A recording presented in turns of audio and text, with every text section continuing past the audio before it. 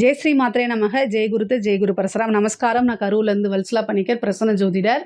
இன்னைக்கு நம்ம கார்த்திகை மாத பலன்கள் மீன ராசிக்கு எப்படி இருக்குன்னு பார்க்க போகிறோம். இந்த கார்த்திகை மாதம் எப்போ பிறக்குது அப்படின்னா 16/11/2025 மதியம் 1:35க்கு ஹஸ்த நட்சத்திரத்தில் இந்த மாதம் வந்து பிறக்குது. இந்த மாதம் நான் சொல்கிறது வந்து திருக்கணிதப்படி சொல்கிறேன்.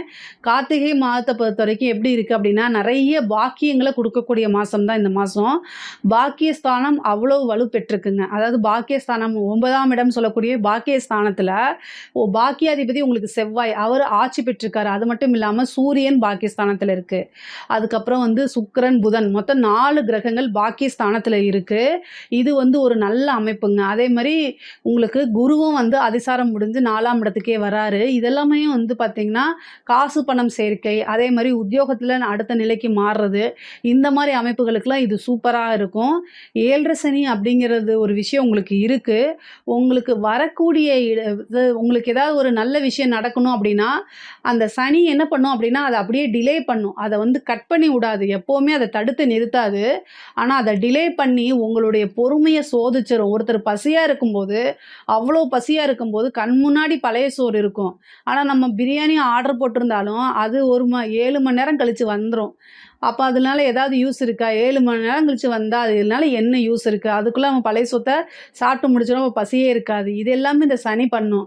ஆனால் அது வரும், லேட்டாக வரும். அப்போ நீ இனிமேல் வந்தால் என்ன, வராட்டினா என்ன அப்படிங்கிற மாதிரி தான் செய்யும். இந்த சனியோடைய தாக்கத்தை கம்மி பண்ணணும் அப்படின்னா சனிக்கிழமை ஹனுமான் வழிபாடு பண்ணுங்க. ஆஞ்சநேயரை எந்த அளவுக்கு வழிபாடு பண்ணுறீங்களோ அந்த அளவுக்கு சனியோடைய தாக்கம் குறையும். அது மட்டும் இல்லாமல் இந்த கார்த்திகை மாதம் அப்படின்னாலே கலியுக வரதன், கண் கண்ட தெய்வம் யார் அப்படின்னா ஐயப்பன் தான். ஸோ சனியுடைய தாக்கம் குறையணும்னா இந்த மாதத்தில் ஐயப்பன் வழிபாடு கெட்டியாக நீங்கள் பிடிச்சிக்கணும்.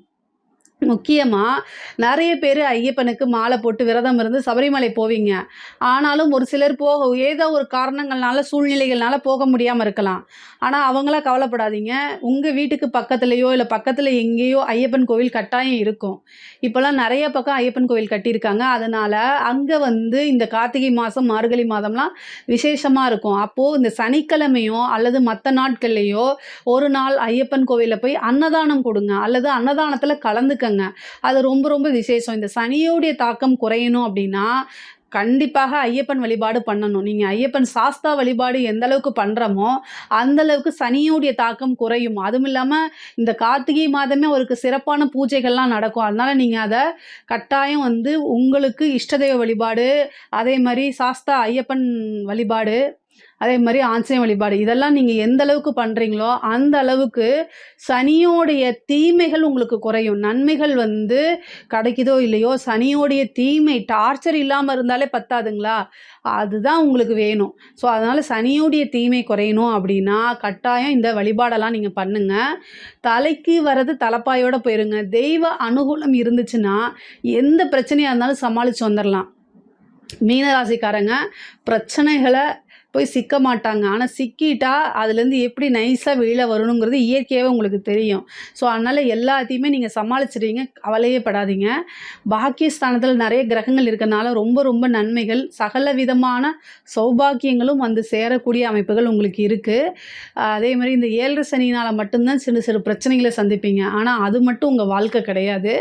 இந்த மாதத்தில் வந்து நிறைய வளர்ச்சிகள் அப்படிங்கிறது இருக்குது. தொழில் ரீதியாக நிறைய வளர்ச்சி, தொழிலில் மந்தநிலை இருந்தாலும் இந்த மாதம் வந்து அந்த நிலையெல்லாம் மாறி நிறைய ஃபாஸ்ட்டாக மூவ் ஆகக்கூடியது. சிறு சிறு அந்த பிரச்சனைகள்லாம் மாறி வந்து சுமூகமான நிலைகள் தொழிலில்.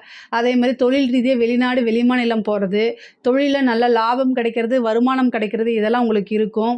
அதே மாதிரி உத்தியோகத்தில் இருக்கவங்களுக்கு ரொம்ப ரொம்ப சிறப்பாக இருக்குது. திடீர்னு ஒரு ப்ரொமோஷன் நீங்கள் நினச்சி பார்த்துருக்க மாட்டீங்க. திடீர்னு ஒரு சர்ப்ரைஸான ஒரு ப்ரொமோஷன். அதே மாதிரி வெளிநாடுகளுக்கு போகிறது, நீங்கள் வெளிநாட்டில் ஐடி ஜாபாக இருக்கலாம், வேறு ஜாபாக இருக்கலாம், ஃபாரினில் போய் வேலை பார்க்கணும்னு நீங்கள் நினச்சிருப்பீங்க. அந்த ஆப்பர்ச்சுனிட்டிலாம் இந்த மாதம் உங்களுக்கு வரும். ஒரு சிலர்லாம் வெளிநாடு போவீங்க. திடீர்னு வந்து டபுள் ப்ரொமோஷன், சேலரி இன்க்ரிமெண்ட்டு, இந்த மாதிரி உங்களுக்கு கிடைக்கும். நீங்கள் செய்யக்கூடிய விஷயங்கள் எல்லாமே பாராட்டப்படும், அங்கீகரிக்கப்படும். உங்களுக்குன்னு ஒரு நிலை உருவாகும். உங்களுடைய பேரு புகழ் எல்லாமே மாறும், பெரிய லெவலில் வளர்ச்சி அடையும்.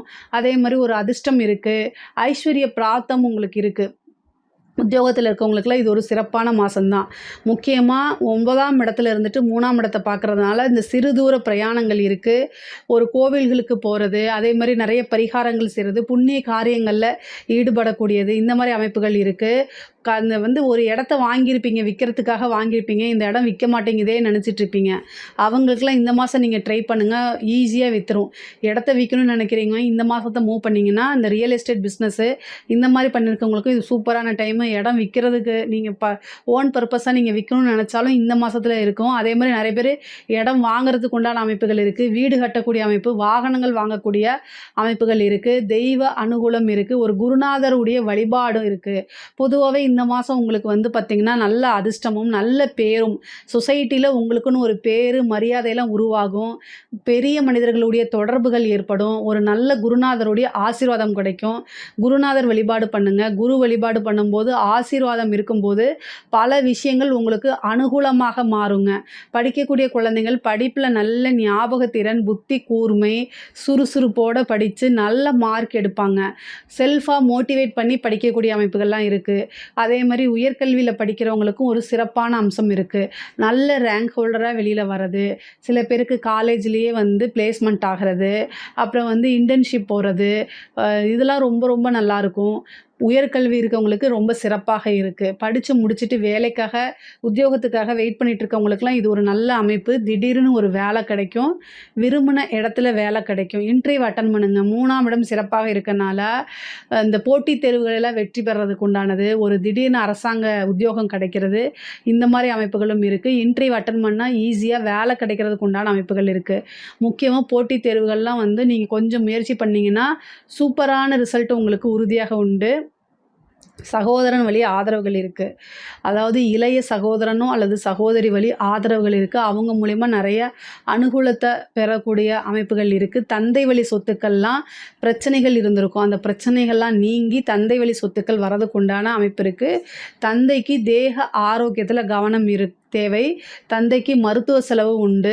இந்த மாதத்துல வந்து உங்களுக்கு விரயமும் இருக்கு. மருத்துவ செலவு நெறைய பேருக்கு இருக்கு. அதனால உங்களுடைய உடல் ரீதியா இருக்கக்கூடிய விஷயங்கள பார்த்துக்கங்க. கோர்ட்டு கேஸு பிரச்சனைகள்லாம் உங்களுக்கு வந்து இருக்கவே இருக்காது. நெறைய பேருக்கு அது சால்வ் ஆகும். கடன் ரீதியா இருக்கக்கூடிய பிரச்சனைகள் கொஞ்சம் கொஞ்சம் உங்களுக்கு கஷ்டத்த கொடுக்கும். ஆனா, அத சமாளிக்கக்கூடிய திறமையும் இந்த மாதம் உங்களுக்கு வந்துரும். சமாளிச்சு தான் ஆகணும். கடன் ரீதியா 6 குடையவர் 9ஆம் இடத்துல இருக்கும்போது கடன் ரீதியா பிரச்சனைகள் பெரிதாகும்.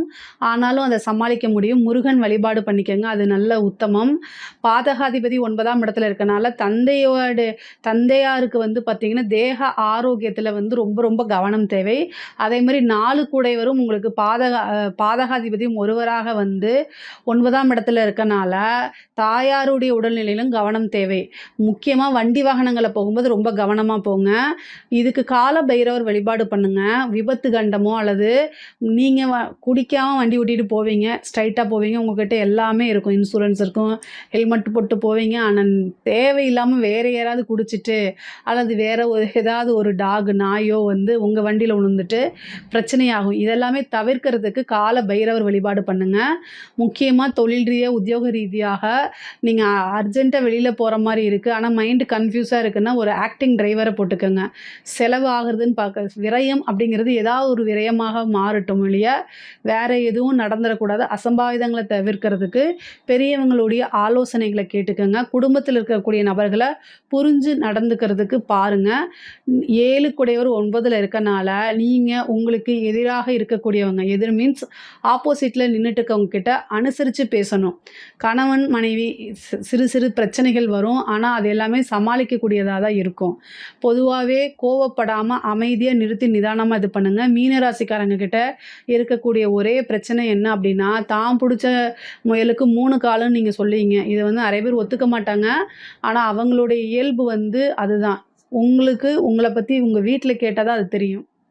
ஸோ, நீங்க இயற்கையாவே நல்ல நாலேட்ஜான பர்சன் தான். ஏன்னா, அந்த உங்களுடைய ராசிக்கு குரு அதிபதி. ஆனா என்னன்னா, மத்தவங்களுக்கு எதுவுமே தெரியாது அப்படிங்கக்கூடிய எண்ணம் இருக்கக்கூடாதுல்ல. இந்த மாசம் அது எக்ஸ்போஸ் ஆயிரும். அது இதே மாரியே ஒருத்தங்க உங்ககிட்ட பேசுவாங்க. "எனக்கு என்ன அறிவு இல்லையா?" அப்படின்னு பேசுவாங்க. ஸோ, அதெல்லாம் நீங்க மீட் பண்ணி ஆகணும். அதனால எப்பவுமே பொலைட்டா பேசி பழகுங்க. மத்தவங்களுக்கு ஸ்பேஸ் குடுங்க. நீங்களே எல்லா ஸ்பேஸையும் எடுத்துக்காதீங்க. இதெல்லாமே உங்களுக்கு ஒரு மிகப்பெரிய மைனஸ் ஆயிரும். அதனால என்ன ஆகும் அப்படின்னா, பிடித்த நபர்கள இழந்துருவீங்க. உங்களுக்குன்னு நல்ல ஃப்ரெண்ட்ஸ் அமைய மாட்டாங்க. உண்மையான ஃப்ரெண்ட்ஸ் அமைய மாட்டாங்க. அதனால மனக்கவலையும், மன இறுக்கமும் அதிகமாயிரும். ஸோ, அதனால மத்தவங்களுக்கு அதிகமா ஸ்பேஸ் குடுங்க. அது ரொம்ப இதாயிரும். நீங்க நல்லதுக்கு சொல்லுவீங்க. ஆனா, உங்களுக்கு கூட இருக்கிறவங்க எப்பவுமே ஜாலியா இருக்கிறதுக்கு விரும்புறாங்க அப்படின்னா, அவங்க நல்லத அதாவது ஜாலியா இருக்க விரும்புவாங்க. ஆனா, நல்ல விஷயங்கள அவங்களுக்கு எப்பவுமே சொல்லிக்கிட்டு இருக்கணும்னு அவசியம் இல்ல.